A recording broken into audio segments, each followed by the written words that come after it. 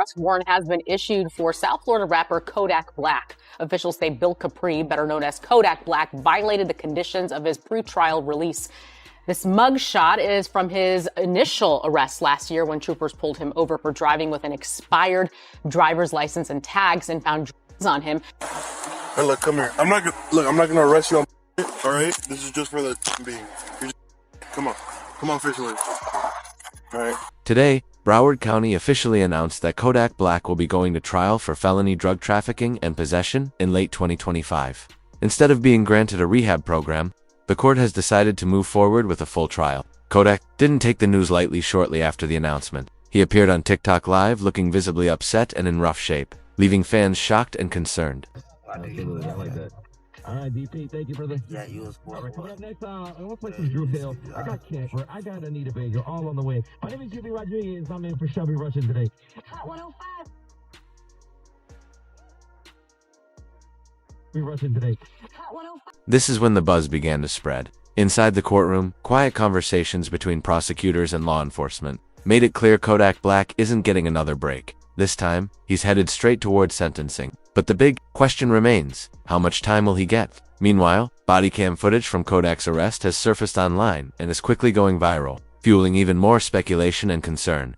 Hey, look, come here. I'm not gonna arrest you on all right? This is just for the time being.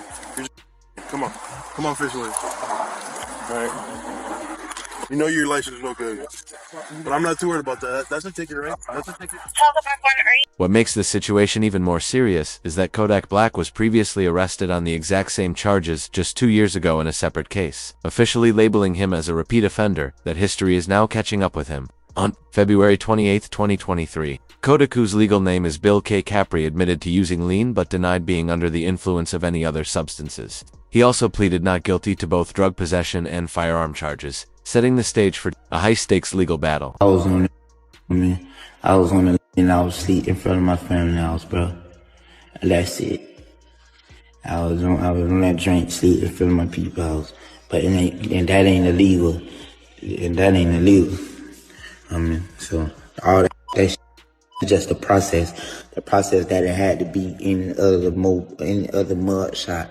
The process that even though like bogus is I'm plastered all over the internet. Then on top of that, it's like, bro, like I'm Haitian. And then it's just like my era, bro.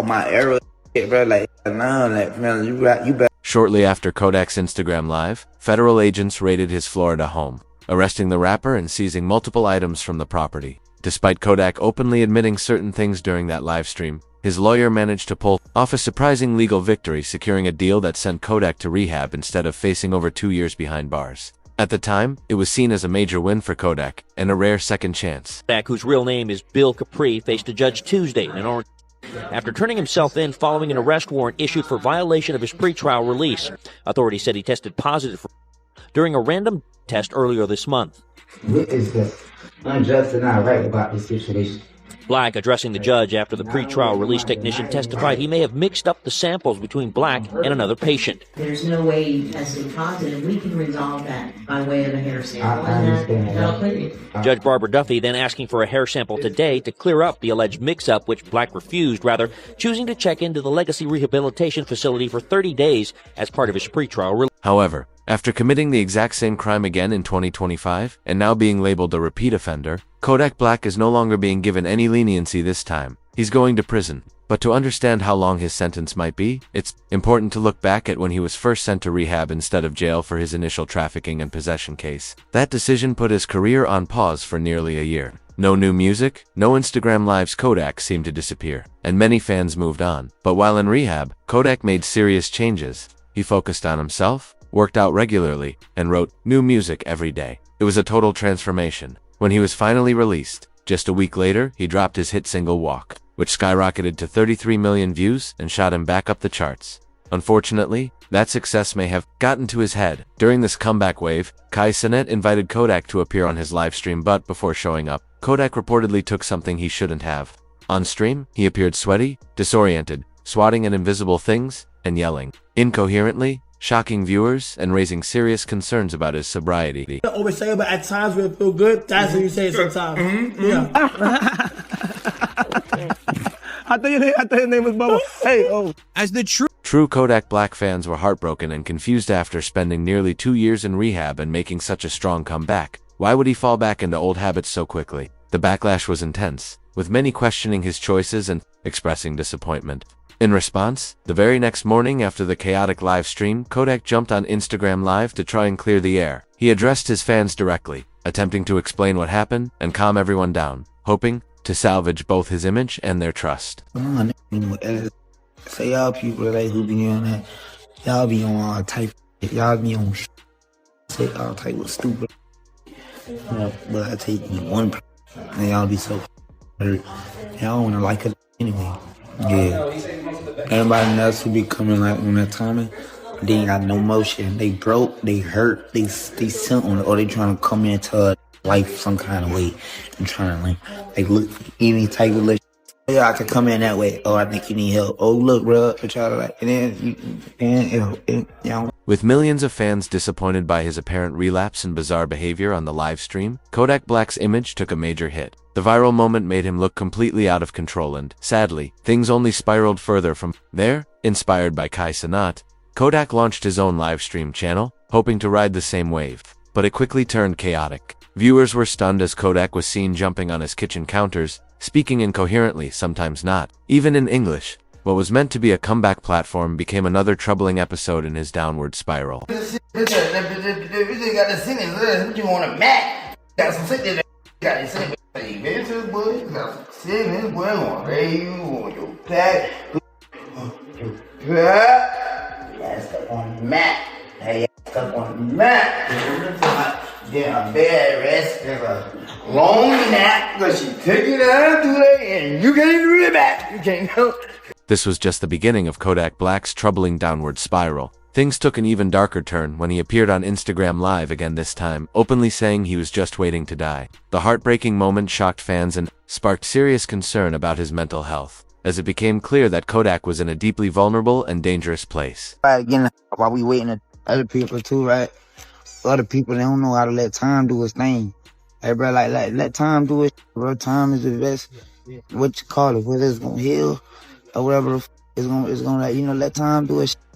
You gotta be patient. Love is patient. Love is kind. You know, like I'm saying, it makes absolutely zero sense, no sense at all, to try to approach the situation with any type of aggression. The whole world on. Everybody on. Your man on. You're telling everybody again while we just down here waiting on one. The most heartbreaking part of it all is that Kodak's emotional breakdown was triggered by a viral tweet he read. The tweet said, "Every time I see Kodak Black, I get so sad. That man has like 4 baby moms and not one of you greedy women care about him for real. Why aren't y'all helping him? You're probably just sitting around waiting for him to pass away." The words clearly struck a nerve. Shortly after, Kodak went live on Instagram once again, this time in tears, admitting that he's never truly experienced real love. The moment left fans stunned, as it revealed just how deeply alone and broken he felt behind the fame. No girl treated you right. Never, bro. I never had a bit of love. I never experienced love before. I never experienced it. I never experienced it, bro. I never experienced it, bro. I never did, bro. I never did, bro. I never experienced love, bro. I never did, bro. I never had it. I never had it, bro. I never had it, bro. I never had it. I never had it. This emotional unraveling only sparked more viral concern online. Tweets began flooding social media, with one reading, "Every day I see a new video of Kodak strung out, not even acting like a human. Is somebody going to help him?" Another read, "Is anyone else scared that if Kodak doesn't get help soon, we're going to lose him? Things are really bad." And then came the lowest moment yet. Footage surfaced of Kodak Black eating chicken while sitting in the middle of the road, looking completely dazed and zombie-like. The disturbing scene shocked the internet and confirmed just how far gone he really was. Hey, take a seat next to him. Take a seat next to him. Enjoy that phone. Enjoy that. Take a seat next to him, brother.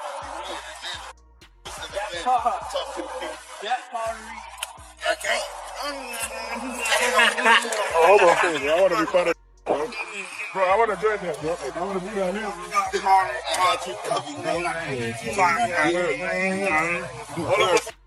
This disturbing moment became the final straw for many in the hip-hop community. Rappers across the industry could no longer stay silent. One of the first to step up was Kanye West, who publicly spoke out in an emotional plea to help save Kodak Black. Kanye urged other artists to come together and support Kodak, calling it a critical moment to show real love and brotherhood before it was too late. His message sparked a wave of concern throughout the industry, as many realized Kodak was on the brink and needed serious intervention. Okay, so I thought Kodak was in Miami. I see he's in Atlanta. So I'm getting a flight down to Atlanta right now and do something. So anybody that's already down in Atlanta that knows him and knows anything about him, I know I said rappers and all that, but right now I need y'all, man, to like really go and do something. Like we can't, I know y'all think I'm crashing out. But y'all, you see me talking, I'm expressing myself. And look, man, please don't, I know I said a lot, and just let me go down there and go help this man. Later in Kanye West's video, he made a powerful point warning that everything Kodak is doing online right now is being documented and will likely be used against him in court. Kanye stressed that prosecutors and the judge will point to these clips as proof that Kodak isn't fit to be out in the free world. In Kanye's words, Kodak either needs serious rehab or prison if there's any hope of saving his life. But what happened later that same night made it painfully clear just how urgent the situation had become. Kodak was caught on video pacing around his room, rambling that he's Drake's favorite rapper. Now, that might be true, but in this moment, it wasn't confidence, it was chaos. He looked completely strung out, clearly not in a good mental state. Even more upsetting, instead of helping him, one of his own friends sat in the corner laughing and filming him, treating Kodak's breakdown like entertainment. It was a disturbing sign that the people around him weren't trying to help, they were just watching him fall apart. Favorite rapper? Who? I'm his favorite rapper. You Drake's favorite rapper? Yeah. Nah. He always say that, even his people always say that. They always say that. Even when you know what I mean? Even when you ain't around, so shit like, oh, no, it's for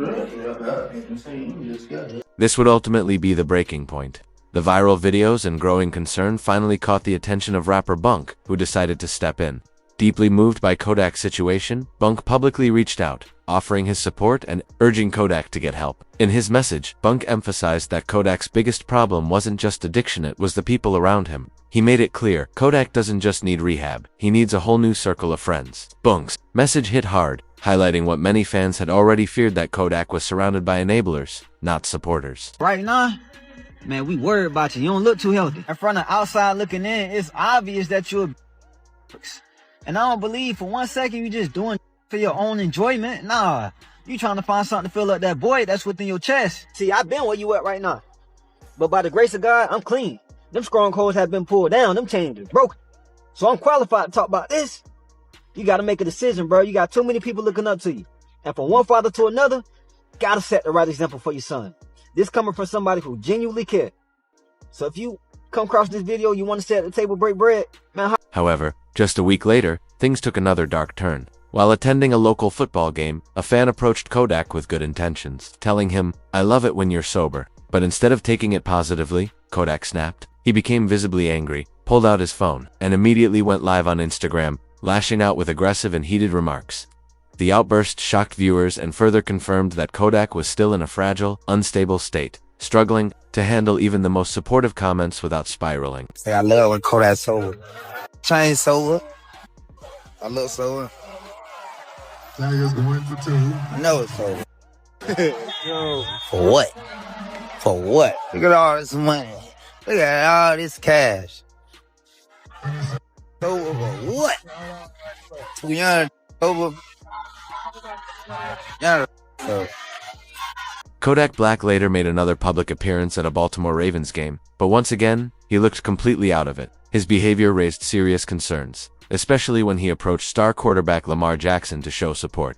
One viral tweet summed up the growing worry, reading, "NFL fans are concerned for rapper Kodak Black's health as he appeared visibly off while showing love to Lamar Jackson at the Ravens game." The moment only added to the mounting evidence that Kodak was in a deep personal crisis, with fans and the public increasingly alarmed by his condition. Hey Kodak, what you gotta say about the Ravens, big G? I love the Ravens. How long? Hey, what about that boy LJ, man? What you got to tell the flock about that boy LJ, man? Yeah. Hey, that boy Yak in the city. Yeah, Yak in the city. I live out here. Hello. Yak in the city. Baltimore. Let him. Since the incident was sports-related, it quickly caught the attention of Wallow and Gilly from $1 million worth of game. Concerned by what they saw, the two decided to speak up. Shortly after, it was announced that Wallow and Gilly had reached out to Kodak Black, offering him heartfelt life advice. They urged him to take a step back, reevaluate his circle, and focus on healing not just for his career, but for his survival. Their message wasn't about fame or clout, it was a genuine call for Kodak to get the help he desperately needs before it's too late. Don't ever doubt yourself. You got them babies counting on you. There's gonna be times where you're gonna doubt yourself, you're gonna be in pain, but them babies counting on you. You gotta be here.